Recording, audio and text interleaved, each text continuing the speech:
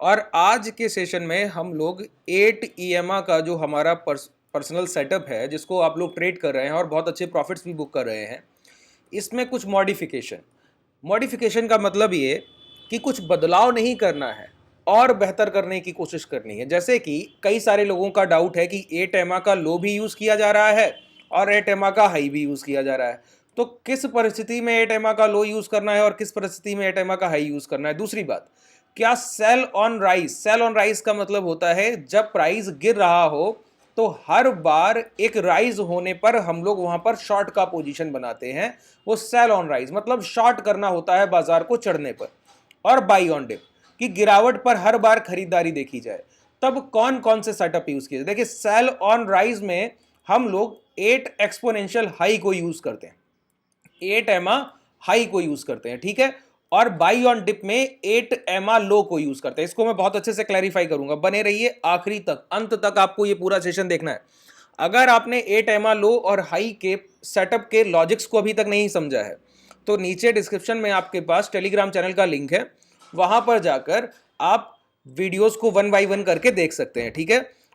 और उसको ज्वाइन भी कर सकते हैं। वहां पर सारी ट्रेड्स की अपडेट जो हमारे ट्रेडर्स कर रहे हैं और जो भी चीज़ें आप सीख रहे हैं वो सारा कुछ वहां पर अपडेट आपको मिलता रहता है। देखिए, सबसे पहले मैं आपको बताऊं, सेल ऑन राइज और बाई ऑन डिप, ठीक है। तो पहला काम हमारा क्या होता है? आइडेंटिफिकेशन। अब भूलना नहीं है। देखिए, मेरा मानना क्या है सर, 4 चीजों को नहीं सीखना है। अगर एक कॉन्सेप्ट को जब तक आप पूरी तरीके से क्लियर ना कर लें, जब तक उस पर पूरा कमांड हासिल ना कर लें, तब तक आगे नहीं बढ़ना चाहिए, ठीक है। तो जब अगर आप 8 EMA सीख रहे हैं तो मैं चाहता हूं कि आपका परफेक्शन होना चाहिए, आपका कमांड इतना हाथ बेहतर होना चाहिए आपका कि 8 एक्सपोनेंशियल पर अगर आप कोई ट्रेड एग्जीक्यूट करें तो वहां पर गलती की कोई गुंजाइश ना हो। जैसे मैं, अगर आप मेरा प्रीवियस वीडियो देखेंगे, जब मैंने 8 EMA लो पर आपको बात की है वहां पर, तो मैंने वहां पर HDFC बैंक आपको खरीदने के लिए बोला और बताया कि हर हाल में ये प्रॉफिट देगा, किसी भी कंडीशन में। क्यों? मेरा इस पर कमांड है, काफी समय से ट्रेड कर रहा हूं, हमारे ट्रेडर्स इसको ट्रेड करते हैं, उनका मुझसे बेहतर कमांड होगा सर इस सेटअप पर, ठीक है। तो जो प्रॉफिट्स आप लोग कर रहे हैं वो कमांड से आता है, वो बिलीव पर आता है, ठीक है। अब देखिए, बिलीव क्या होता है? बिलीव को आप लोग, बहुत लोग किनारे रख देते हैं। मैं आपको एक बात बोलूं, अभी मैं आपसे बोलता हूं कि जाइए आपके डीमेट में, सॉरी, आपके सेविंग अकाउंट में 20 लाख का फंड है और 20 लाख से ऑप्शन बाइंग कीजिए। आप बोलेंगे कैसी बात कर रहे हैं, क्या पूरी तरीके से मुझे बर्बाद करना चाहते हैं क्या सर? है ना? क्यों? ऑप्शन बाइंग में आपको पता है प्योर रिस्क है, पूरा कैपिटल आपका ब्लो हो सकता है, तो आप अपनी पूरी सेविंग्स को कहीं पर नहीं लगा सकते। आप इसमें से 50,000 या 1 लाख लगाकर ऑप्शन बाइंग कर लेंगे, लेकिन पूरी कैपिटल को नहीं लगा सकते। क्यों?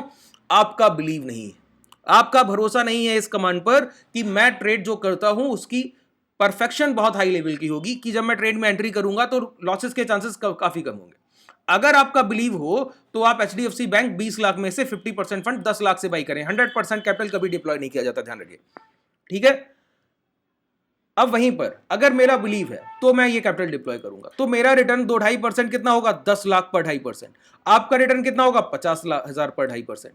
तो यही डिफरेंस एक अच्छे ट्रेडर और खराब ट्रेडर के बीच होता है सर, सेल्फ बिलीव ट्रेडिंग करते करते आता है, जब आपकी प्रैक्टिस सही दिशा में हो रहा हो, आपका डायरेक्शन ठीक हो और आप चीजों को सही से देख पा रहे हो, ठीक है। तो देखिए, मैंने आपको क्या बोला कि जब एक प्राइस गिर रहा हो, ठीक है, गिरते हुए प्राइस में जब एक लो लगेगा तो यहां पर देखिए, ये पहले से सेल ऑन राइस प्राइस चला है। जब भी राइस होता है शॉर्ट हो जाता है, जब भी राइस होता है शॉर्ट हो जाता है, जब भी राइस होता है शॉर्ट हो जाता है।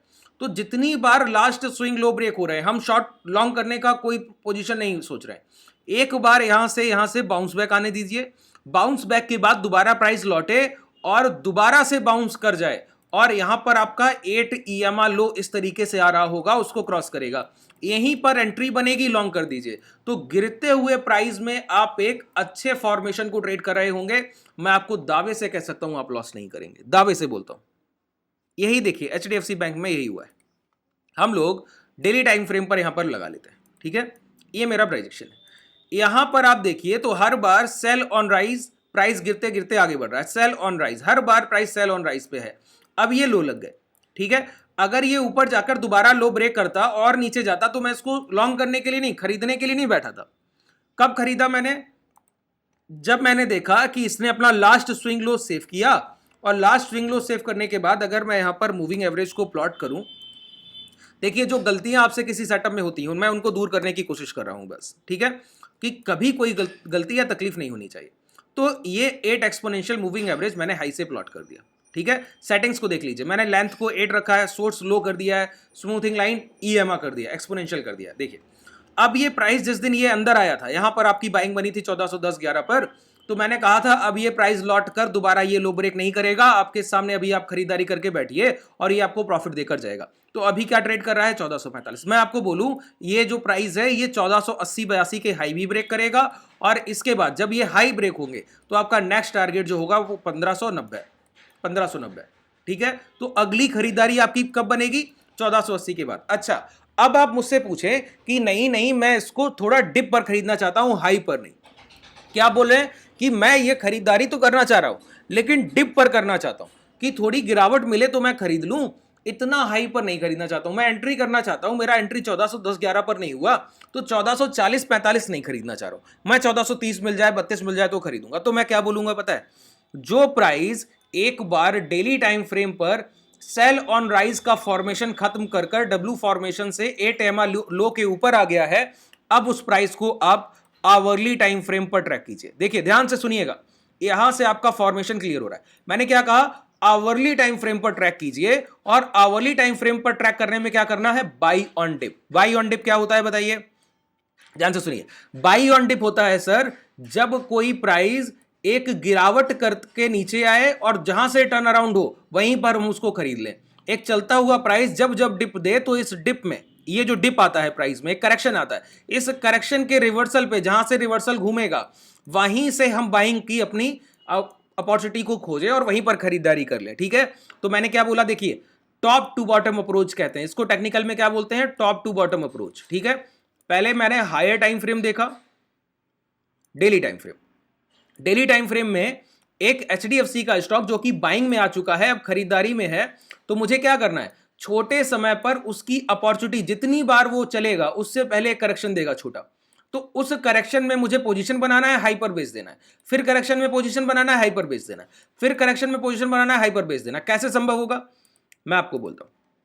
ये एक 8 EMA लो का लाइन है, ठीक है। मैंने देख लिया कि डेली टाइम फ्रेम पर ये बाइंग में आ चुका है।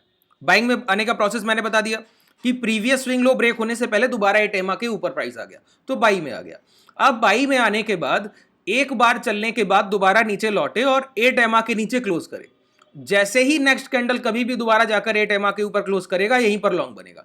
आप लॉन्ग कीजिए, ऊपर बेच कर आइए, फिर दोबारा बने तो फिर लॉन्ग कीजिए, फिर बेच कर आइए, फिर तीसरी बार नीचे आने के बाद ऊपर आता है ऐसे तो फिर खरीदिए और फिर ऊपर बेच कर आइए। तो ये जो हर बार आप प्रॉफिट बुक करेंगे इसी को कहते हैं buy on dip. Buy on dip, हर बार बाई ऑन डिप करना है, बस और कुछ नहीं। तो देखिए सिंपल प्रोसेस मैं यहां पर आपको दिखा दूं। ये देखिए यहां पर खरीदारी बनी थी 1410-11, आप लोगों ने नहीं खरीद पाया, मान लिया नहीं खरीद पाया। अब आपको बाइंग अपॉर्चुनिटी चाहिए, प्राइस चलकर गया 27-28, लौट कर आया यहां पर। अगर आप गौर करें तो ये एक कैंडल इसके नीचे क्लोज किया, क्लोज करने के बाद नेक्स्ट कैंडल ही जाकर इसके ऊपर क्लोज करा है, क्लोज करा है ना, लॉन्ग कीजिए, यहां पर लॉन्ग कीजिए। अभी प्राइस कहां ट्रेड कर रहा है, 1445-46। अब दोबारा से इस एवरेज के नीचे प्राइस आएगा और लौट कर दोबारा इसके ऊपर निकलेगा, अब फिर लॉन्ग करेंगे, फिर ऊपर जाने का मौका मिलेगा। तो ये जो बाइंग का पैटर्न है ये क्यों कर रहे हैं, क्योंकि सबसे पहले हम लोगों ने क्या किया, आइडेंटिफिकेशन।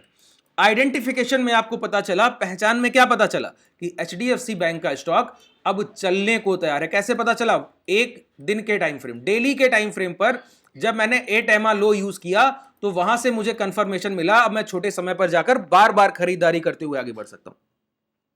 ठीक है, कितना सिंपल प्रोसेस था ये, कितना सिंपल और कितना परफेक्ट, कभी आपसे गलती होगी ही नहीं। अच्छा, इसी को थोड़ा और परफेक्शन की तरफ ले जाएं तो एक दो एग्जांपल और लेते हैं।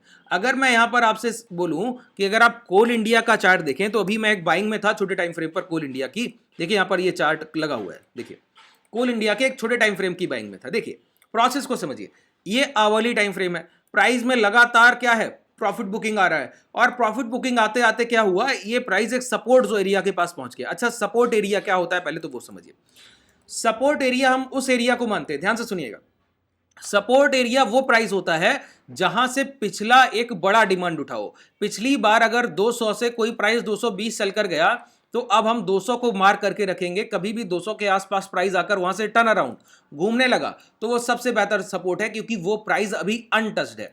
पिछली डिमांड जहां से उठी वहां के पेंडिंग ऑर्डर अभी तक एग्जीक्यूट नहीं हुए, वो फर्स्ट टाइम है कि प्राइस उस जोन को टच कर रहा है। जब प्राइस उस जोन को टच कर रहा है तो वहां से क्या उठेगी, एक डिमांड उठेगी, ठीक है। अच्छा, डिमांड का फॉर्मेशन भी हम लोग 8 ईएमए से पहचानते हैं। देखिए मैंने कहा ना मॉडिफिकेशन, मॉडिफिकेशन का मतलब है इसमें कुछ चीजें ऐड ऑन करना। मैंने इसीलिए बोला जो अंत तक सेशन में रहेगा वो इसका सबसे ज्यादा बेनिफिट ले पाएगा, ठीक है। देखिए अब थोड़ा सा मैं धीरे चलता हूं, अभी तक जो चीजें आपने समझी वो पहले मैंने कहीं ना कहीं बता रखी है, तो मैंने थोड़ा फास्ट कवर किया। देखिए होता क्या है कि पिछली बार देखिए 8 एमा से यहां से ये बाइंग उठी, जैसे कि एचडीएफसी बैंक में अभी उठ रही थी, उसी तरीके का ये डिमांड यहां से उठा, ठीक है। तो 8 एमा से जहां से प्रीवियस डिमांड उठता है वही हमारे लिए सपोर्ट जोन होता है। अगर इसको आप मार्क करें परफेक्शन के साथ तो रेक्टेंगल से मार्क किया कीजिए, ये सपोर्ट जोन था, ठीक है, ये सपोर्ट जोन है मार्केट के लिए। अब कोल इंडिया कभी भी अनटच्ड जोन है, एक बार भी अभी तक प्राइस दोबारा लौटकर इस दायरे में नहीं आया। अभी प्रॉफिट बुकिंग हुआ तो प्राइस अचानक से लौटकर इस जोन में आ गया।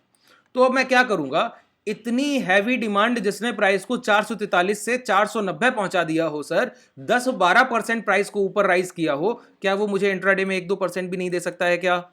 बिल्कुल दे सकता है। कैसे इसको हम कवर करें, कैसे इस प्राइस को हम टच कर पाए और इस गेन को हम अपने साथ ले पाए? तो मैं बोलूंगा आवरली टाइम फ्रेम से 1 घंटे के टाइम फ्रेम पर यह डिमांड दिखती, वहां पर हम लोगों ने 1 दिन के टाइम फ्रेम पर वो डिमांड देखा था, तो उसको ट्रेड करने हम लोग गए आवरली टाइम फ्रेम पर। अब हम देख रहे हैं आवरली टाइम फ्रेम पर डिमांड, तो हम कौन से टाइम फ्रेम पर जा सकते हैं? 5 मिनट के टाइम फ्रेम, या हमारा पर्सनल टाइम फ्रेम जो है, जो हमारे ट्रेडर्स का पर्सनल और सबसे ज्यादा पसंदीदा टाइम फ्रेम है, वो है 2 मिनट का टाइम फ्रेम सर।